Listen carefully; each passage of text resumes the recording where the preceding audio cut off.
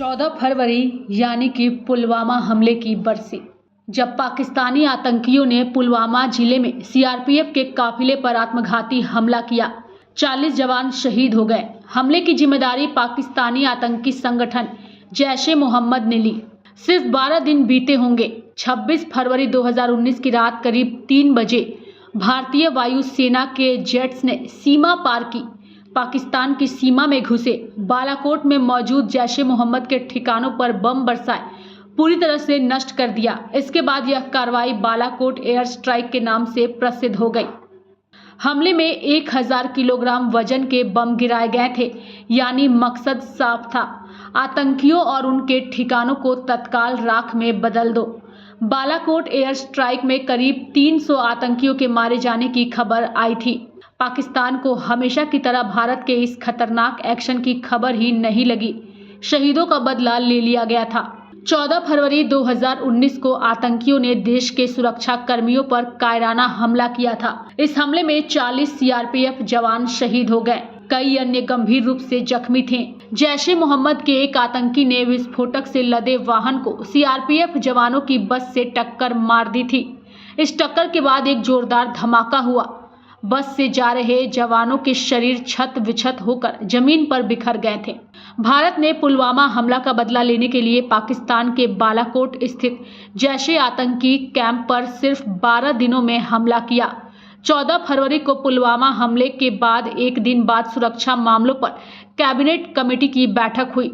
इसमें पीएम नरेंद्र मोदी को पाकिस्तान से बदला लेने के विकल्प बताए गए। उरी हमले के बाद सर्जिकल स्ट्राइक की गई थी। इस बार जवाबी कार्रवाई का तरीका अलग सोचा गया था। सर्जिकल स्ट्राइक के समय पाकिस्तान ने सरफेस टू एयर मिसाइलें तैनात कर दी थी।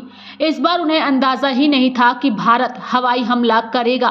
पीएम मोदी ने एयर स्ट्राइक की जिम्मेदारी राष्ट्रीय सुरक्षा सलाहकार अजीत डोभाल को जिम्मेदारी दी। डोभाल और उस समय के वायुसेना प्रमुख बीएस धनोआ ने हमले का प्लान तैयार किया।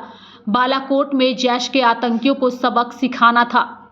जब जगह तय हुई तब सभी गुप्तचर एजेंसियों ने इनपुट निकालना शुरू किया। भले ही इस हमले में वायुसेना का अहम रोल था, लेकिन थल सेना को भी अलर्ट पर रखा गया, खासकर बॉर्डर पर। एयर स्ट्राइक से 2 दिन पहले तय हुआ कि मिरेज 2000 फाइटर जेट के साथ नेट्रा AWACS भी तैनात रहेगा और किया जाएगा। इन्हें ग्वालियर में तैनात किया गया, साथ ही आगरा बेस को अलर्ट पर रखा गया था। 25 फरवरी की शाम ऑपरेशन में हिस्सा ले रहे लोगों के फोन बंद कर दिए गए। पीएम मोदी, NSA, अजीत डोभाल और BS धनोआ लगातार मिशन से संबंधित हर जानकारी की अपडेट ले रहे थे।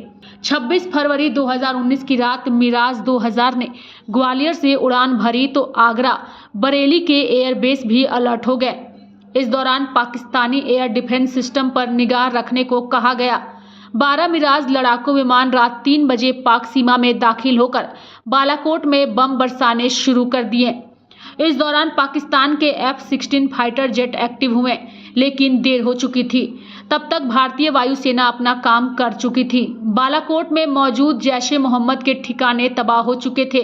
भारत सरकार ने कहा कि इस हमले में जैश के सैकड़ों आतंकी मारे गए थे। पाकिस्तान ने घटना के बाद अपने पूरे एयर स्पेस को नो फ्लाई जोन घोषित कर दिया था। कई महीनों तक घटना स्थल पर किसी को नहीं जाने दिया गया। ऐसे में आज पुलवामा की बरसी है। इस मौके पर राष्ट्रपति द्रौपदी मुर्मू, प्रधानमंत्री नरेंद्र मोदी सहित तमाम आम से खास सभी ने शहीद जवानों को श्रद्धांजलि अर्पित की है। लाइव इंडिया के लिए रांची से डेस्क की रिपोर्ट।